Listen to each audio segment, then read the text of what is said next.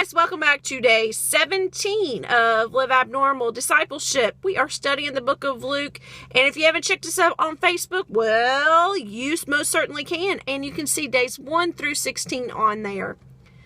Today, we are looking at Luke chapter 17, and I call it the 10% factor. You see, what was going on was Jesus was going and healing people, and he came by, and there were 10 lepers. And the 10 lepers, they were smart guys. They're like, hey, Jesus, woo-hoo-hoo-hoo, have mercy over here. And Jesus did. He had mercy on them, and he healed them, and he sent them on their way. But one guy out of 10 comes back and thanks Jesus. And Jesus is like, whoa, didn't everybody get healed? What's going on? I call it the 10% factor. You see, that's exactly what I feel like we do. I used to think this was all about just being thankful. But the truth of the matter is, what it was about is having your life totally changed and not just using Jesus for a certain amount of time. Isn't it just like us that we're like, we get a problem or predicament, and we're like, hey, Jesus, woo-hoo-hoo-hoo, over here, I need some help. And then once he helps us, we just move on with our life.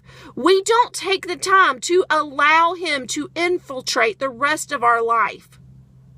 Is that what's going on in your life? You really want Jesus to just fix your problems and then you just want to move on? Well, guys, I really hope and pray that I am not the 90% of people.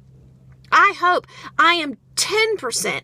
I hope I'm the abnormal one. I hope I'm the one that actually comes back and thanks Jesus and allows him to change my life and not just be there when, well, I need him the most. Because that's when we go from living normal to abnormal. Ask yourself today,